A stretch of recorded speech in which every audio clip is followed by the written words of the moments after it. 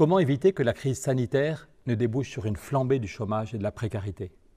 Comment financer un plan de relance de 500 milliards d'euros sans demander un centime de plus à la plupart des citoyens, sans demander 1 euro aux États membres? Ça n'est pas du tout une question théorique, c'est une question vitale pour tous nos pays, pour chacun de nous. Quelle solution pourrait réunir Angela Merkel et Pedro Sánchez, le Premier ministre polonais, le ministre des Finances autrichien et le ministre danois des Affaires étrangères?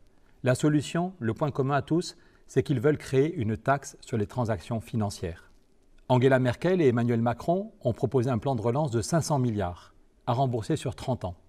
Avec les intérêts, c'est à peu près 20 milliards qu'il faudra rembourser chaque année. Mais certains pays bloquent.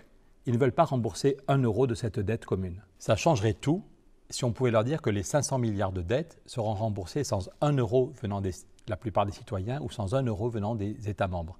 Ça leur changerait tout si on pouvait dire que les 500 milliards seront remboursés avec des ressources propres. Comment est-ce possible?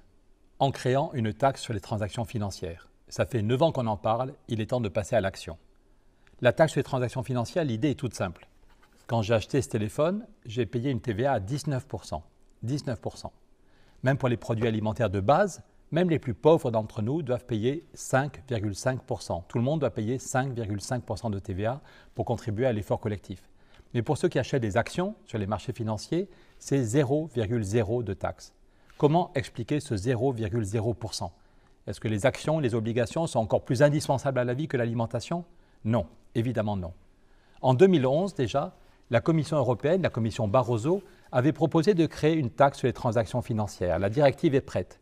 Et en prenant seulement 0,1% sur les actions et 0,01% sur les dérivés, on aurait chaque année plus de 50 milliards d'euros sur la table. Chaque année, plus de 50 milliards d'euros. Cette année, avec le virus, l'économie réelle va très mal, mais les marchés financiers n'ont jamais été aussi dynamiques. L'activité sur les marchés financiers est 45% de plus qu'en 2010 ou 2011. Donc malgré le Brexit et malgré la crise économique, une taxe sur les transactions financières, une TTF, pourrait rapporter dès l'année prochaine 50 ou 60 milliards. 50 ou 60 milliards, c'est 10 fois plus que la taxe digitale. Bien sûr que la taxe digitale est une très bonne idée, il faut le faire, mais la TTF rapporterait 10 fois plus. Et cette TTF permettrait de débloquer la négociation sur le plan de relance. Elle permettrait d'avoir un plan de relance plus ambitieux et plus durable. Parce que si on arrête le plan de relance trop court, on va retomber en récession. On l'a dit, un plan de relance de 500 milliards à rembourser sur 30 ans, il faut à peu près chaque année 20 milliards. Mais si la TTF nous donne au moins 50 milliards, on pourrait dire que la TTF permet en même temps de rembourser les 20 milliards chaque année et d'avoir au moins 30 milliards de plus. Et ces 30 milliards, avec d'autres ressources propres que propose le Parlement européen, on pourrait avoir un vrai financement, un vrai plan d'investissement pour le climat et l'emploi, dans les transports en commun, dans l'isolation des bâtiments, dans l'agriculture, dans les renouvelables, et créer des millions d'emplois dans toute l'Europe. En 2011, la Commission européenne avait dit qu'on pouvait créer cette TTF en moins de 2 ans. Et cette année, le 26 avril, Angela Merkel a redit que la TTF était une de ses priorités. Les Anglais bloqués, mais après, avec le Brexit, les Anglais ne sont plus là et beaucoup de pays qui n'étaient pas d'accord sont en train de bouger. Le Premier ministre polonais a fait une tribune dans le Financial Times pour dire qu'il proposait 3 ressources propres, dont la taxe sur les transactions financières. En Allemagne, le ministre du Développement, qui est un ministre CSU, a redit il y a 1 an qu'il voulait une taxe sur les transactions financières ambitieuse pour rapporter chaque année 60 milliards d'euros. Il a commandé une étude qui est sortie en mars 2020 qui montre comment on peut réellement créer en peu de temps une taxe sur les transactions financières ambitieuse. En Autriche, c'est le ministre des Finances qui a dit qu'il refusait une petite TTF, une taxe sur les transactions qui ne rapporterait que 4 milliards. Le ministre autrichien dit que ça n'est pas utile. L'Autriche est un des pays qui bloque pour les 500 milliards de dettes communes.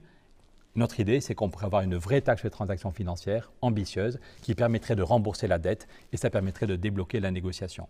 Au Danemark, c'est Jeppe Kofod, le ministre des Affaires étrangères, qui est bien connu parce que pendant des années, quand il était ici au Parlement, il plaidait pour des ressources propres, un impôt européen sur les sociétés ou une taxe sur les transactions financières.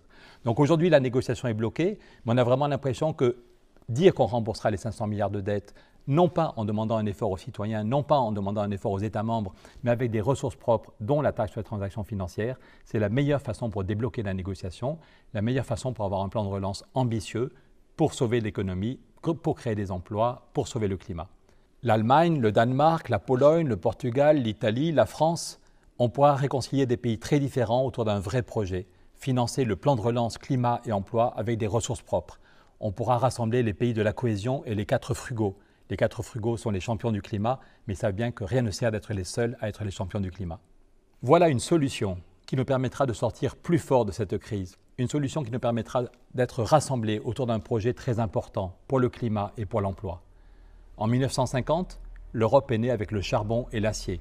En 2020, elle peut renaître avec un plan de relance ambitieux pour la santé, pour le climat et pour l'emploi.